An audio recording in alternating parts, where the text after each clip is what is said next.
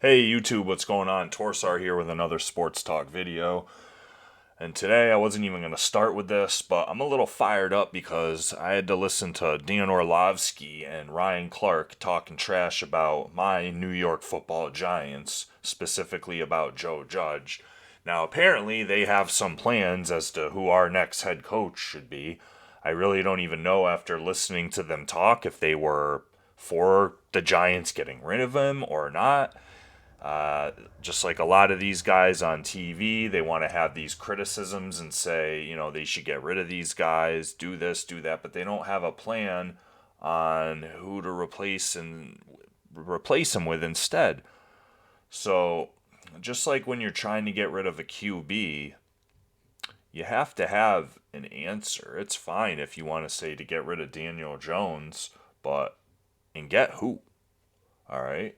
Now, maybe you could say maybe you should try to go for Russell Wilson this offseason. I've already talked about that. But the one thing I'm just not in favor of is just getting rid of a coach just for no reason, especially when, not for no reason, obviously they have a poor record this year, but you got to dig deeper. You can't just look at the record and go, oh, okay, the record. They had a poor record. So I'm going to show you guys what I'm talking about here. Now, first of all, I want to point to this article right here. Giants lead NFL in players on injured reserve. Because I always hear this excuse, hey, you can't use that. Every team has injuries. Every team has injuries. So every team has the same amount of injuries every year. Every team is equally affected by injuries, and every team has an equally deep roster that can absorb those injuries. No? Okay, then what are we talking about? Because, as you could see, one of the contributing factors to the New York Giants' latest losing season is an old culprit. Injuries. For years, the Giants were at the top of the league in players on injured reserve and starters games lost to injury. This year, they're back on top again. The Giants led the league with players in injured reserve with 23. They are also among the worst in starts missed due to injury with 68. The string of injuries, especially on offense to players at the skill positions, has been silly, says ESPN Giants reporter Jordan Renan. The Giants' top 6 playmakers have each missed at least 2 games. Add in 2 starting offensive linemen being lost for the season within the first 2 weeks, and you end up with one of the league's worst offenses. Now they're dealing with uncertainty with Daniel Jones in his neck. All right, free agent receiver Kenny Golladay has missed games due to various injuries. Kadarius Toney has only been healthy enough to suit up for 9 games. Saquon Barkley missed 4 games. Sterling Shepard missed 7 games with hamstring and quad issues, and that was before he popped his Achilles and is now probably done for all of next year too. Okay? Now, the reason I say this, let's go and look at the New York Giants records throughout the years. And just in the recent history, so Joe Judge started coaching last year. Did he draft Saquon Barkley, or was even in the draft room for when they were talking about who are they going to draft? Did he draft Daniel Jones? Okay. Did he draft Sterling Shepard? None of these guys were chosen. He came into a team that already had this injury problem and has not been able to solve it. And this is something that's been plaguing him since we got rid of Jerry Reese, and apparently we like choosing GMs who are just great at choosing guys who are injury prone. You start with like a guy like David Wilson, Now we have Sterling Shepard, Saquon Barkley having an injury. And yeah, all right, every team has injuries, but sometimes it becomes a pattern. You have down years where you have injuries, and then other years where your team gets healthy. You look at the Tampa Bay Bucks last year. How injured were they? right? They lost O.J. Howard before the season, and the name of the guy, the defender who they lost in the NFC Championship game is escaping me at the moment. I could look it up, but it's not important. The fact of the matter is they were pretty damn healthy. Now, what about Patrick Mahomes' offensive line? We're all making excuses for him because he was running for his life. Sometimes you gotta put the context into some of these stats, and you gotta have players. Look at this. Look at the Giants' history of all these players. Look at the top 12 players in their history. Look at this. Lawrence Taylor, Eli Manning, Michael Strahan, Harry Carson, Tiki Barber, Phil Simms. These are all names that all these guys know. You go over and look. You look at the Pittsburgh Steelers, Ben Roethlisberger. All right? These are who's who. All right? I don't even know who Mike Webster is. Jack Ham, Joe Green, Terry Bradshaw. All right? Now you look at the Detroit Lions. Barry Sanders. Barry was great. They never won anything with him. Matthew Stafford, by average AV as the approximate value, all right, of a player. Matthew Stafford is their second best player of all time. And then this is why I'm not for just getting rid of coaches, especially when there's outside things that they didn't have any control of. If Joe Judge was in the same role as Bill Belichick is with the New England Patriots, where he's GM/coach, I would be all for getting rid of him this year. But look at this. Do we want to become the Detroit Lions? Look at this. Mariucci, 3 years, didn't even get to finish the third year. Marinelli, 3 years. Schwartz, what did they get? 1, 2, 3, 4, 5 years. Got rid of him. Caldwell, 1, 2, 3, 4 years. Got rid of him. And he had some winning records. Look at this. 11-5, 7-9, 9-7, 9-7. Got rid of him. Just because, public outcry, I guess. It's like, and then what? Matt Patricia, 3 years, didn't even get to finish the third year. And then it just gets worse. Dan Campbell, he went 2-13-1 this year. Is anyone crying to get rid of him? No, because he set a culture in the locker room. And that's what Joe Judge was talking about. Yeah, you can look at the record, but look at the history of Giants to begin with. We've been spoiled by the New England Patriots the last 20 plus years from having the same GM, the same coach who's filled both roles, right? And Bill Belichick having an all-time great QB, probably the best ever in Tom Brady. All right? And they are just playoffs year after year. That's not how it goes with most teams. Look at the history of the New York Giants. Look at this. From 64 to 1980, there was not one playoff appearance. Okay? Then look what happens. They find the right coach, Bill Parcells, all right? Playoffs. Won the Super Bowl. Then Parcells leaves. Handley.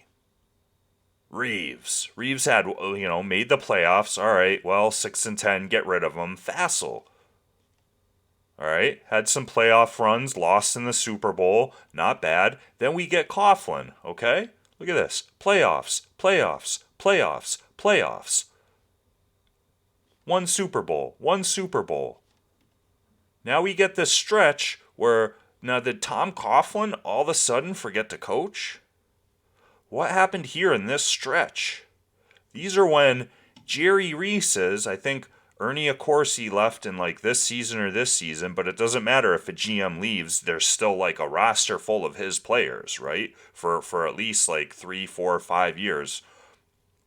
And now these are when all Jerry Reese's players started kicking in. All right? And now we go from Jerry Reese to Dave Gettleman. All right, this year was this one outlier year where we loaded up on all these free agents. Eli Manning was playing decent. We had a decent team. Beckham was showing out. All right, and now look. McAdoo.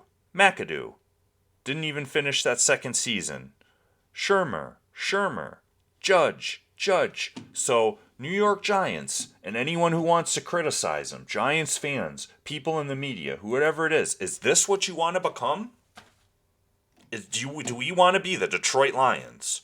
Or do we want to be the Pittsburgh Steelers? Since 1969. All right, this is when Noel entered the franchise. Now look at his record the first few years. 1-13, 5-9, 6-8. A little bit of improvement from the 1-13, but then look at this. Playoffs. Missed a few years. Playoffs. Noel. All right, he started getting a little bit, worn out. Then they bring in Cower. Playoffs. Look at this. Then they bring in Tomlin. Just go seamlessly into playoffs every other year. They might miss a couple years, but then they come right back. Playoffs. No losing records. Now, is Mike Tomlin that great of a coach, or is it a combination of things? All right? It's the big three in every organization. You got the GM, you got the coach, you got the QB. You also need other cornerstone players, all right? Players that you drafted, all right? You can go out and get all the free agents you want. Look at the Cowboys this year, how they turned around their defense with Micah Parsons. That's their guy. They didn't go pull some guy off the scrap heap, pull some guy out off the street. Now, if you're the Giants, what is your plan if you're going to get rid of Joe Judge? And I keep hearing, oh, well, they're going to reduce their field of candidates if, they want to keep Joe Judge. They're going to reduce their field of GM candidates. Well, what's the field out there anyway? And how do you know that they don't want to work with Joe Judge? And who said it's set in stone anyway?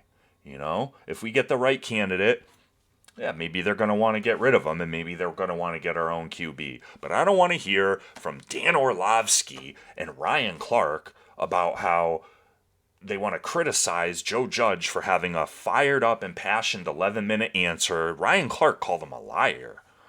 Because he said he was talking about some player having his golf clubs out in front of his locker and people calling him up. And he said, oh, well, that never happens. I played with the Steelers, and I never saw that happen. And Dan Orlovsky said the same thing. I was with the 0-16 Lions, and I never saw anyone with their golf clubs in front of their locker.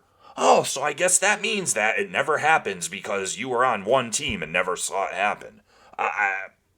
That's insanity to me. Who before yesterday ever saw a guy strip off all his gear and just walk off the field, right? No one ever seen that until yesterday. Sometimes that stuff happens. Sometimes they're outliers. But the thing that isn't an outlier is the Giants not being able to pick healthy players. The thing that isn't an outlier is the Giants not being able to draft cornerstone players. And last time I checked, Joe Judge didn't have anything to do with that. That's up to the owners to the side, the players in the locker room. All these guys have end-of-year interviews. The owners are going to ask them all this stuff. They got to make that decision themselves because at some point it comes down to the ownership. Really, everyone's always looking for the one answer. Oh, there's got to always be one thing wrong.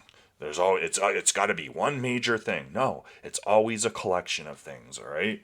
And after a while, all these problems trickle up, and if it keeps happening, and it's GM to GM, coach to coach, then guess what? That's not any of those guys. That's the ownership. And unless you have a better answer, I thought they should have hired Louis Riddick instead of Dave Gettleman. Now, maybe they still can hire Louis Riddick. Maybe they have other people in mind. I have no clue. Maybe Lewis would want to work with Joe Judge. Maybe he likes Daniel Jones. And as far as getting rid of Daniel Jones, have you seen what we looked like without him? We won that first Eagles game. We didn't have a snowball's chance in hell of winning that second Eagles game. -10 passing yards yesterday versus the Bears. That's right, you heard me. negative 10 passing yards without Daniel Jones. So it's kind of like that Eli Manning that one year, or not Eli, sorry, Peyton Manning that one year when he was injured with the Colts and they went like 3-13, and people were like making this insane case for him to be the NFL MVP because it showed you how valuable he was without him. And it's like that's what I think of when I, obviously it's not on the same level, but I mean, come on, you guys got to have a plan, and it's so easy to criticize some guy who wants to get up there. Like I said, if you want to pick apart all the things he said, for one, don't call him a liar because you don't know. Maybe they're all our guys calling him up, all right, and saying they want to come back. Just because you never saw it, for one, Ryan Clark, are you an NFL GM? Were you ever an NFL head coach? So how would you know who's getting called? He said, "Oh, well, I was friends with Mike Tomlin, and after I left the Steelers, I never call him. I never." So? You're just one instance. Dan Orlovsky, you're just one instance. You stepped out of the back of the end zone. Step out the back of the studio, buddy. Giants, let's face it. They're a great team. They're a cornerstone franchise, but my whole lifetime, they've never been a team that's just consistently made the playoffs, all right? And that's how most NFL teams are.